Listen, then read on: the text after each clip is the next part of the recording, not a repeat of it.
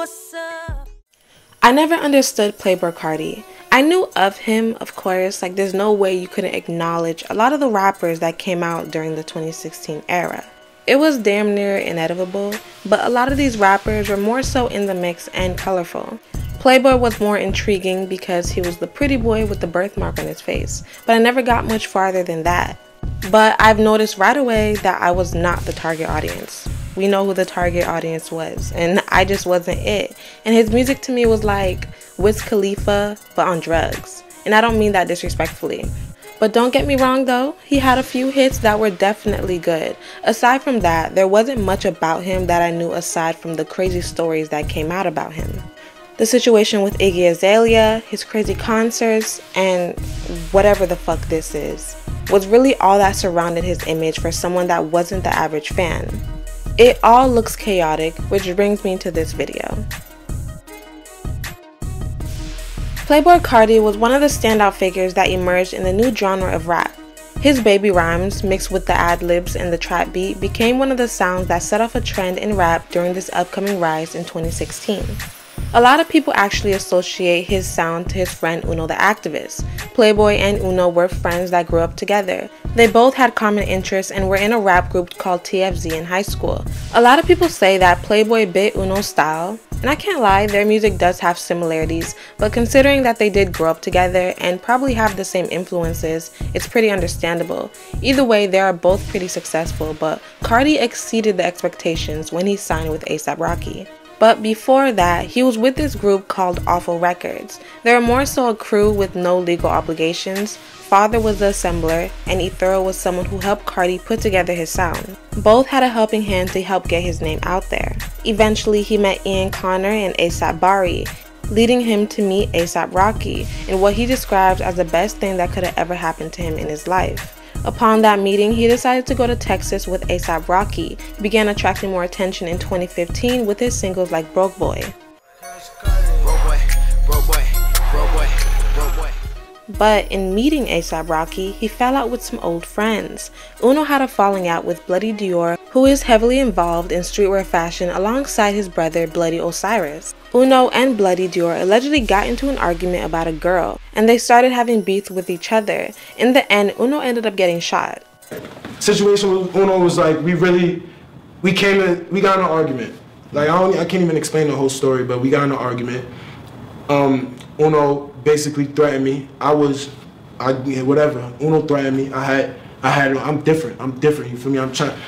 Now I left that life alone, but at the end of the day, it's like, when you come from a place and you see certain shit, you just gotta move a different way, like, you feel me? I was moving that way, like, so it's just sad. It's sad to say at the end of the day, but, you feel me? I had it on me, you feel me? That was my son, he threatened me, said I wouldn't leave Atlanta. He had people come, pull up on me 4 cars deep, and it was a fire shot, like, and he got hit. I don't know what to say, and then he wrote a statement saying I hit him, I shot him. I don't know. I understand. Okay, I guess well, okay. Plea deal. I'm not even gonna talk. I'm not trying to fuck on my plea deal. I don't know what's going on about. I don't want to talk about the situation, but at the end of the day, real recognize real. Regardless of the drama, none of this stopped Carti from continuing his friendship with the brothers, which rubbed Uno the wrong way because they called themselves cousins, even though they're not related. They were pretty close, growing up together and starting their careers together, collabing on songs like Blown Thug and What, which was extremely popular, but it looked like Carti wasn't loyal to Uno in his eyes. What makes the situation worse is that allegedly Carti was speaking on Uno and their homeboy Fonny negatively to A$AP and his crew. Shit behind you'll be talking shit about me and Uno to like Rocky and motherfucking Bari and shit. Nigga, you a bitch, nigga. I want my one with you for real, cause you always gonna be my little bro, and bros fight. You feel me? But yeah, you definitely need to get your ass spanked for that shit, cause that's some pussy shit, nigga. And I know niggas is just scared, bro. Carti already started networking and making connections with more people like A$AP Rocky, so he was already in affiliation with them and developing a friendship. But it wasn't just A$AP Mob, it was Kodak Black, Rich the Kid, and Lil Uzi Vert and a bunch of other people. He was slowly leaving the underground world. He started touring with A$AP Ferg and Lil Uzi, and had collaborations with A$AP Mob on the Cozy Tapes album.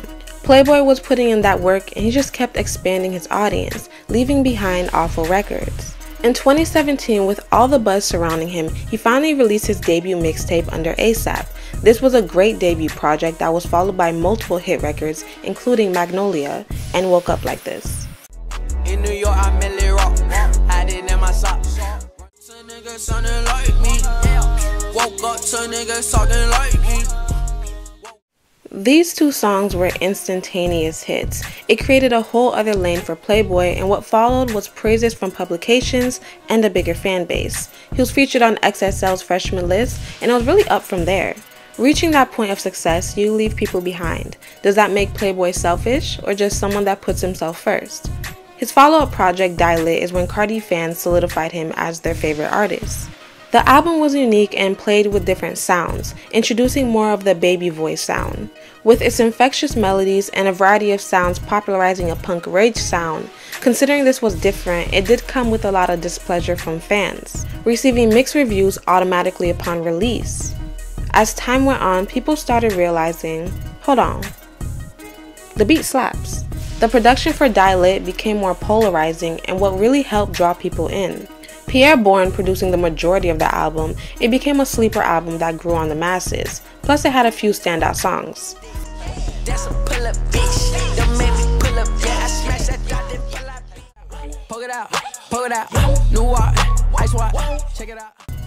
A common folktale in the industry is that the bigger you are, the weirder you get. Everything about you becomes a gimmick to fulfill the need to subliminally influence the masses.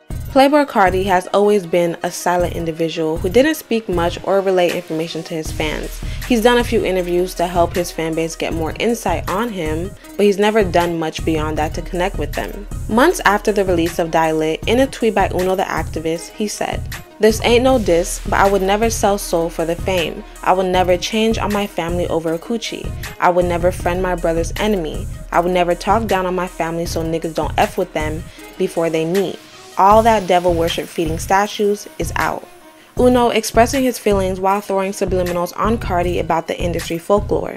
Carti is very meticulous about how he comes off on social media and the way he limits his use of the internet also. Around this time, he started changing his image and becoming more involved in the fashion scene. Playboi Carti banks on being mysterious. At first, him being an introvert was his natural personality until he realized he could use it to his advantage. He sells scarcity as a marketing tactic to build hype around his brand. The mystery persona that's tailored to his fans to beg the question, what is he gonna do next? You could say it has similarities to how Beyonce sells herself to us, limited social media, little to no interviews, but when you see them live, you finally get to satisfy that parasocial relationship. Carti's live performances revolve around loud screeching, jumping and head bopping Maniac moves. But the energy. The energy, it's what makes it unforgettable. The energy is what makes you love Playboi even more. He's more commanding of the crowd and hardcore with his theatrics.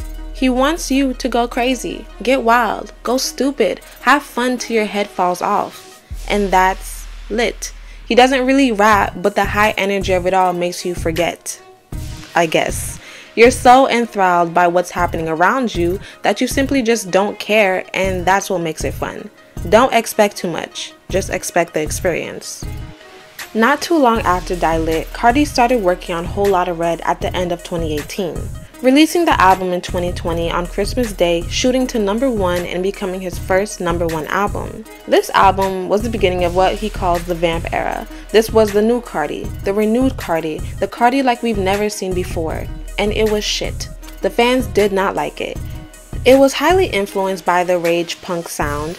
Some found the track list to be incohesive to each other. It was more experimental than his other albums. Most of his fans were expecting something different considering the album experienced constant leaks in the course of 2 years. The album had Kanye West having a helping hand in the production and his first album that wasn't solely produced by Pierre. But just like his last, as time went on, this album became a grower for the ones who didn't understand it the first time around, becoming what some of his fans consider his best era. My gang is her mirror. Them niggas not no thugs, they some fair. The way she do that shit, she make it look simple. The Vamp era became more metal, where Carti really began to break through and start becoming more expressive with his style and music. But it also turned some fans off. There is a trend where artists become more expressive with demonic imagery, the tale of Hollywood where people sign their soul away for fame, especially artists in the music industry. This could be the rumor that artists benefit off of. They play into the gimmick of being a devil worshiper, and being accused of it equates to you being a successful artist. On the other hand, maybe he is a devil worshiper, or he deals with symbols of dark magic, cause what is this? What is this? Like, let's be serious. What else is the average person gonna think this is? Cause he looks convincing. He looks pretty convincing. And at times, fans have complained that they felt like the energy at the concert was very dark. I don't know if y'all hear that. That mess behind me that I'm leaving. Something is not right with that. Jesus, in Jesus' name. I'm walking up and down through this Rolling Loud concert, crying, clutching my pearls because that sounds like some mess. I can't. Lord God, fix it. That's crazy. I don't even want y'all to hear this. That's how negative and demonic and his soul is literally.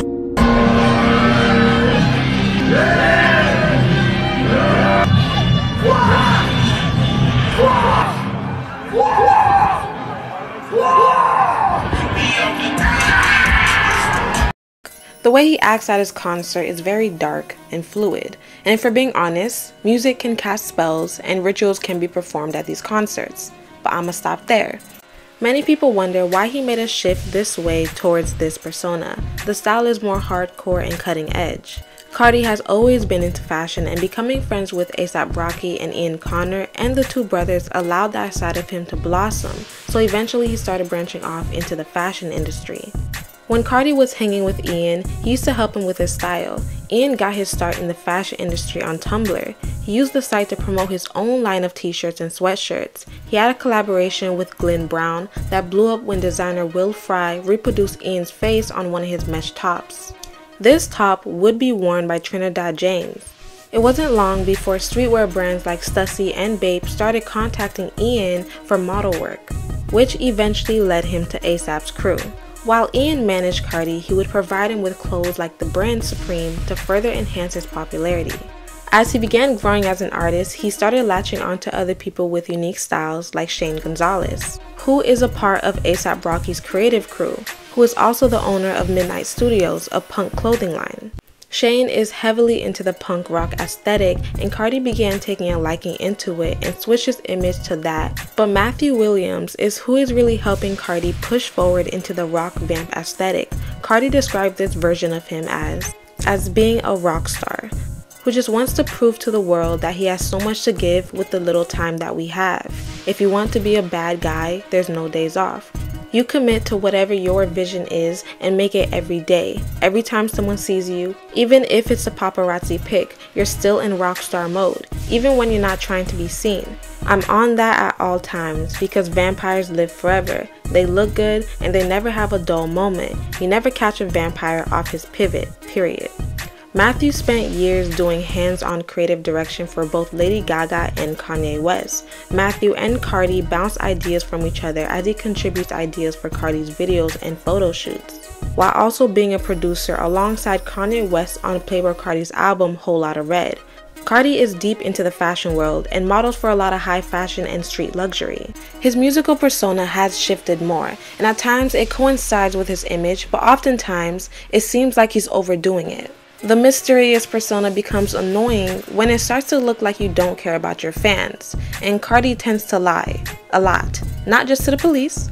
What you know about guns, drugs, knives, bombs. You got an extended mag Glock sitting on the fucking passenger seat. My girl's pregnant, bro. I'm not. So what does that have to do with it? I'm running late. I have a star in my eye. So you can't see real well? So what you're saying to me is that even worse than the fact that you're driving 133 and a 55 is you can't see real well. No, that's not what while I'm you're. I wasn't trying to harm anyone. I'm not a bad dude. But to his fans also. About album drops, deluxe version drops, collaborations, he feeds his fans with hopes of new music and draws back. His stint after Whole Lotta Red was the project Narcissus. Carti posted a series of pictures on Instagram, all with the caption Narcissist 91321, and then he changed his website theme and announced a tour called the Narcissist Tour. When the actual day 913 came around, no new music dropped. Carti's website was updated and showed off a new Narcissist themed merch. The next day, Carti tweeted to clarify that his website was hacked and that the merch that had been posted was just a reference folder that was never approved.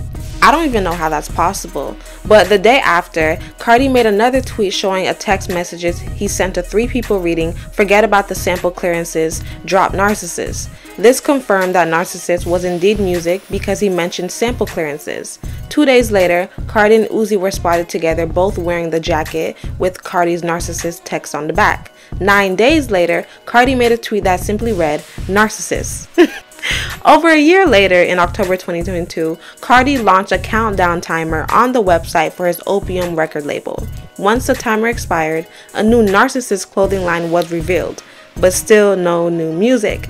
He gets his fandom anticipated a lot with potential releases, then leaves them in the dark. Since 2023, Playboi Carti was supposed to go on his Antagonist tour. Since then, he has continued to postpone the dates and push it back, leaving his fans once again confused and angry. When he posts the tour dates, fans have to accommodate his tour for their lives, which means taking off from work, plane tickets, hotel bookings have to be rearranged to go support him. He did this on multiple occasions without giving his fans an explanation. The distrust from fans has them skeptical to support his announcements, and his past behavior has shed a negative light on his career. In 2018, Playboi Carti started dating Iggy Azalea, one of his lifelong goals. This union seemed fast-tracked and genuine as the relationship moved along quickly. Within a year of meeting, they moved in together, the following year sparking engagement rumors that was neither confirmed nor denied. Trouble in paradise began to arise when Iggy became pregnant with his first child. Their relationship became very rocky as Iggy was exposing him for cheating on her while pregnant. She kept her pregnancy private because he told her it would interfere with him dropping his album Whole Lotta Red. He wanted all the publicity strictly on him and his album. And the whole time, I never wanted to keep my pregnancy hidden the whole time. I thought once I started showing that I would be able to announce it and be happy, but this man kept saying that he was dropping an album and that he didn't want my baby announcement to interfere with his album and whatnot. And I was trying to be supportive and was cool and went along with this like an idiot and missed out on a lot of shit.